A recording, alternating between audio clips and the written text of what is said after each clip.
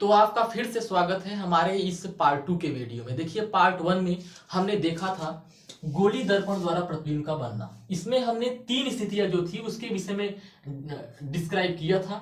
जैसे तीन स्थिति जो थी, पहली हमारी स्थिति थी अनंत पर, दूसरी हम अनंत और वक्रता केंद्र के बीच में लाके वस्तु को रख दिए थे, और तीसरी जो स्थिति थी हमारी, हमने वस्तु को वक्रता केंद्र पर ही रख दिया था। तो हमारी चौथी जो स्थिति होती है वो होती है वक्रता केंद्र और फोकस, मुख्य फोकस के बीच में। तो हम वस्तु को अब वक्रता केंद्र और मुख्य फोकस के बीच में रख देंगे। देखिए ये हमारी वस्तु है जिसको हम ए बी से डिनोट करते हैं, ये हमारी वस्तु हो गई। तो देखिए हम इस वस्तु से दो प्रकाश की किरण, हमने अपने पिछले वीडियो में बताया कि प्रतिबिंब बनाने के लिए दो प्रकाश किरणों की आवश्यकता होती है और उसी के कटान बिंदु पर हमें प्रतिबिंब प्राप्त होता है। तो यहाँ पर देखिए वस्तु ए बी से एक प्रकाश की किरण हमने मुख्य अक्ष के समांतर आपतित की, तो नियम से ये मुख्य फोकस से होके गई, ये पहली किरण। अब दूसरी किरण हमारे पास ऑप्शन है मुख्य फोकस से, चूंकि वस्तु जो है मुख्य फोकस के इधर ही है तो हम मुख्य फोकस से भी आपतित कर सकते हैं। तो यहाँ पे हमने मुख्य फोकस से आपतित कर दिया जो दर्पण से परावर्तन के बाद मुख्य अक्ष के समांतर हो गई। तो यहाँ पे हमारा प्रतिबिंब काट दिया, तो यहाँ पे हमारा प्रतिबिंब बन गया। तो यहाँ पे देखिए सबसे पहली जो बात आती है कि हमारा प्रतिबिंब बना कहां पे है, यानी जब हम वस्तु को सी व एफ के बीच में रख दिए हैं तो प्रतिबिंब कहां बना है। तो सबसे पहले प्रतिबिंब जो बना है वो बना है सी के परे, यानी प्रतिबिंब हमारा सी के बाद, आप देख सकते हैं चित्र में स्पष्ट तरीके से कि प्रतिबिंब जो है सी के बाद बना है, सी के बाद कहीं पे बना है, तो यहाँ पे सी के परे बना है। और देखिए अब बात आती है कि प्रतिबिंब जो है, प्रतिबिंब की प्रकृति कैसी है। तो प्रतिबिंब की प्रकृति दो प्रकार से होती है, एक होता है आभासी, दूसरा होता है वास्तविक। देखिए जब किरणें वास्तव में काट देती हैं, वास्तव में काटती हैं, तो वास्तविक प्रतिबिंब का निर्माण होता है। जब किरणें आभासी रूप में काटेंगी तो वहां पे आभासी प्रकृति बनेगी, यानी कि जब वास्तव में नहीं काटेंगी तो वहां पे आभासी बनेगा। तो यहाँ पे प्रतिबिंब की प्रकृति की अगर बात करेंगे तो प्रतिबिंब जो होगा हमारा वास्तविक ही होगा, क्योंकि किरणें जो है वास्तव में मिल रही हैं। यहाँ पे प्रतिबिंब की प्रकृति वास्तविक।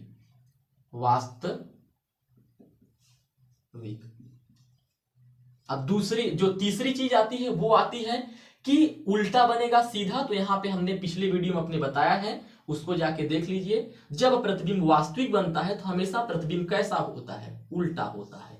तो आप इसको देख सकते हैं, क्योंकि हमारा यहाँ पे वस्तु ए बी है और ये है बी ए, तो उल्टा बना है। और अगर इसके साइज की बात करेंगे, बहुत ही इंपॉर्टेंट टॉपिक होता है कि उसकी साइज में क्या फर्क पड़ता है। तो साइज जो होगा वह वस्तु से बड़ा हो जाएगा, तो प्रतिबिंब की साइज जो है वो वस्तु से बड़ा बनेगा। तो यहाँ पे देख सकते हैं जब हमारी वस्तु सी और एफ के बीच में होगी तो प्रतिबिंब सी के परे होगा, सी से बाहर बनेगा, वास्तविक बनेगा, उल्टा बनेगा और बड़ा बनेगा। चलिए अब हम अपने दूसरे कंडीशन की बात करते हैं। हम धीरे धीरे वस्तु को दर्पण के समीप लाते जा रहे हैं और हमारी स्थितियां जो हो रही हैं वो बदलती चली जा रही हैं। धीरे धीरे हम वस्तु को समीप लाएंगे तो वह स्थिति बदलती चली जाएगी और ये स्थिति जो होगी वो 6 स्थितियों में पूर्ण हो जाएगी, इसके बाद कोई स्थिति नहीं बचेगी। तो यहाँ पे देखिए अब हमने प्रतिबिंब वस्तु को सी और एफ के बीच में नहीं बल्कि एफ पर ही रख दिया है, तो हमारी इस कंडीशन में वस्तु जो है वो एफ पर ही है। अब यहाँ पे देखिए हमको दो किरणों की आवश्यकता होगी। तो पहली किरण हमने मुख्य अक्ष के समांतर ही आपतित किया जो कि मुख्य फोकस से होके चली गई। दूसरी किरण, अब हमारे पास ऑप्शन नहीं है क्योंकि जो वस्तु हमारी है वो मुख्य फोकस पर ही है। अब हम इस इमेज की तरह यहां पे हम प्रकाश किरण को मुख्य फोकस से नहीं ले सकते, क्योंकि जब हमारी वस्तु मुख्य फोकस पे ही आ गई अब हमको कोई दूसरा ऑप्शन चूज करना पड़ेगा प्रकाश किरण को डालने के लिए। तो हमने एक ऑप्शन चूज किया, यहाँ पे वक्रता केंद्र से होके प्रकाश की किरण जब डाली जाएगी तो ये वस्तु से होके जाएगी, और आप जानते हैं नियम नंबर 3 के अनुसार जब ये वक्रता केंद्र से कोई किरण जाती है तो वह उसी मार्ग पे वापस लौट आती है। तो यहाँ आप देख सकते हैं ये किरण गई और दर्पण से परावर्तित होके वापस लौट आई। तो यहाँ पे देखिए हमको कोई मिलती हुई किरण नहीं है, यानी ये दोनों किरणें जो हैं आपस में मिली नहीं है, ये दोनों चूंकि कैसी हैं, समांतर प्रतीत हो रही हैं, लेकिन ऐसा लग रहा है कि ये अनंत पे जाके कहीं न कहीं मिल जाएंगी। क्योंकि नियम होता है दो प्रकाश की किरणें यदि समांतर हो तो उनका मिलन बिंदु जो होता है वो अनंत माना जाता है, तो वे कहीं न कहीं अनंत पे जाके मिल जाएंगी। तो इस स्थिति में ध्यान दीजिएगा, सबसे पहला क्वेश्चन वही क्वेश्चन कि प्रतिबिंब कहां पे बनेगा, तो प्रतिबिंब जो होगा वो बनेगा अनंत पर। जब हम वस्तु को मुख्य फोकस पे रख देंगे तो प्रतिबिंब हमारा अनंत पर बनेगा। और इसके बाद दूसरी कंडीशन वास्तविक बनेगा कि आभासी बनेगा, तो वही चीज इसमें सुस्पष्ट नहीं होता लेकिन वास्तविक होगा।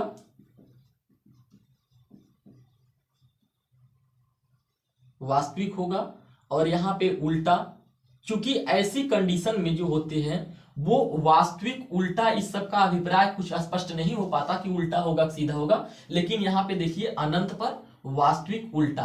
और अगर हम इसके साइज की बात करेंगे तो बहुत बड़ा, जब अनंत पे कोई चीज होती है तो वह बहुत बड़ी साइज में होती है, तो यहाँ पे बहुत बड़ा। तो इस प्रकार से जब हमारी वस्तु फोकस दूरी पर होगी, मुख्य फोकस पर होगी, तो हमारा प्रतिबिंब अनंत पर बनेगा। और इसके बाद वास्तविक उल्टा और बहुत बड़ा बनेगा, यानी वस्तु की अपेक्षा हमारा प्रतिबिंब बहुत बड़ा प्राप्त होगा। तो इस बात को आप ध्यान में रखिएगा। चलिए अब हम अपनी लास्ट कंडीशन को देखते हैं। इस कंडीशन में क्या होता है, तो हमारी छठवीं जो कंडीशन है वो है, अब हम वस्तु को और ज्यादा पास लेके चले आए। अब हम मुख्य फोकस पर नहीं, बल्कि अब हम वस्तु को दर्पण के और निकट, दर्पण के ध्रुव और मुख्य फोकस के बीच में लाकर रख दिए। तो देखिए हमारे पास वही कंडीशन है, हमको दो किरण अप्लाई करना पड़ेगा प्रतिबिंब बनाने के लिए। तो हमने पहली किरण जो है मुख्य अक्ष के समांतर ही डाला, तो यहाँ पे मुख्य अक्ष के समांतर जब किरण गई, यहाँ पे हमारी वस्तु जो है वो ए बी है इस तरीके से। तो देखिए ये किरण जो है मुख्य फोकस से होके चली आई। अब हम वक्रता केंद्र से ही दूसरी किरण को डालेंगे तो वह अपने ही मार्ग पे वापस लौट आएगी। लेकिन यहाँ पे आप देख रहे होंगे ये दोनों रेखाएं जो है समांतर नहीं है, ऐसा लग रहा है कि ये दोनों एक दूसरे से हटती चली जा रही है। तो ऐसा कोई समय नहीं आएगा कि ये दोनों आपस में काट दे। तो यहाँ पे इनको काटने के लिए हम दर्पण के पीछे के साइड को, प्रकाश को बढ़ाएंगे। तो यहाँ पे जब हम प्रकाश को बढ़ाएंगे तो हमारा ये प्रतिबिंब जो होगा वहां पे काटेगा और यहाँ पे हमको प्रतिबिंब ए बी प्राप्त हो जाएगा। तो देखिए यहाँ पे आप देख पा रहे होंगे कि जो प्रतिबिंब है वह जो प्रतिबिंब है वो वस्तु के जैसा बना है, यानी यहाँ पे भी ए बी, यहाँ पे भी ए बी, यानी ये प्रतिबिंब जो है सीधा बना हुआ है और किरणें जो है वास्तव में नहीं मिली है। तो इस प्रकार से पहला हमारा क्वेश्चन है कि प्रतिबिंब कहाँ बनेगा। तो यहाँ पे देख लीजिए प्रतिबिंब जो होगा वो ऐसी कंडीशन में दर्पण के पीछे, पहली बार ऐसा हुआ कि प्रतिबिंब हमारा दर्पण के पीछे बना है। ये कंडीशन आपको नोट डाउन करना चाहिए। ये कंडीशन याद रखना कि यही एक ऐसी स्थिति है जब वस्तु F और P के बीच में होती है तो हमारा प्रतिबिंब जो होता है दर्पण के पीछे बनता है। बाकी सभी कंडीशन में ऐसी कोई कंडीशन नहीं है, पांच की पांचों कंडीशन जो होती है हमारा प्रतिबिंब जो होता है वो दर्पण के हमको बाई तरफ ही मिलता है जिधर हम प्रकाश को आपतित करते हैं। केवल यही कंडीशन ऐसी है जिसमें हमको प्रतिबिंब जो है दर्पण के पीछे प्राप्त हुआ है। अगर हम इसमें अब बात करें कि प्रतिबिंब की प्रकृति कैसी होती है, तो वो जो होती है वो आभासी हो जाएगी। यहां पे ध्यान दीजिएगा, यही कंडीशन में क्या होगी, आभासी। और इसके बाद अगर हम बात करेंगे जब आभासी हो गया, तो हमने बताया था कि आभासी प्रतिबिंब हमेशा सीधा बनता है। और वही बात अगर हम इसके साइज की बात करेंगे तो आप चित्र के द्वारा स्पष्ट कर पा रहे होंगे कि इसकी साइज जो है वो बड़ी ही बनेगी। यहां पे भी प्रतिबिंब कैसा बनेगा, बड़ा बनेगा। तो देखिए अगर हम वस्तु को F और P के बीच में रख देंगे तो प्रतिबिंब हमारा दर्पण के पीछे बनेगा, आभासी बनेगा, सीधा और बड़ा बनेगा। तो ये कंडीशन थी, ये 6 कंडीशन जो है वो कंप्लीट हो चुकी है, जिसको आप ध्यान से देखिएगा। तो यहाँ पे एक लॉजिक ये काम करता है, आप इसको याद रखने के लिए एक तर्क से याद रख सकते हैं। देखिए हमारी बात को यहाँ पे जरा गौर से सुनिएगा किस तरीके से क्या क्या होता है। देखिए जब हमारा प्रतिबिंब अनंत पर होता है तो वस्तु हमारी फोकस दूरी, मुख्य फोकस पर होती है। जैसे ही हम प्रतिबिंब को थोड़ा सा आगे लेके आएंगे, अनंत और सी के बीच में करेंगे, तो प्रतिबिंब भी थोड़ा सा आगे आ जाएगा, सी और एफ के बीच में बनना चालू हो जाएगा। इसके बाद जैसे ही हम प्रतिबिंब को सी पे लाके रख देंगे, जैसे ही हम प्रतिबिंब को सी पे लाकर रखें, वैसे ही हम वस्तु को सी पे लाके रखें, वैसे ही हमारा प्रतिबिंब जो है वो भी सी पे आ गया। और यहाँ पे ध्यान देने वाली बात यह है कि जैसे जैसे हम वस्तु को समीप लाते जा रहे हैं, वैसे वैसे हमारी वस्तु जो है वो बड़ी होती चली जा रही है।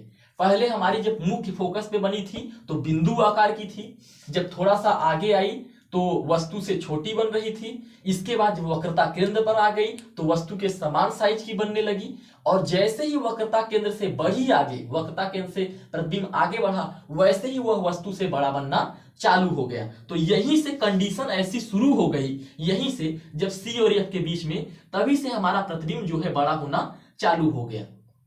तो इसको आप ध्यान में रखिएगा, जैसे दर्पण से पीछे, दर्पण के समीप लाते जाएंगे, वस्तु हमारी बड़ी होती चली जाएगी, और जैसे जैसे हम दर्पण के पास बढ़ेंगे, वस्तु भी हमारी वैसे वैसे ही जो हो, दर्पण के पास जैसे जैसे वस्तु को लाएंगे, प्रतिबिंब भी हमारा वैसे दर्पण से दूर होता चला जाएगा। तो चलिए, आई होप आपको ये वीडियो समझ में आई होगी।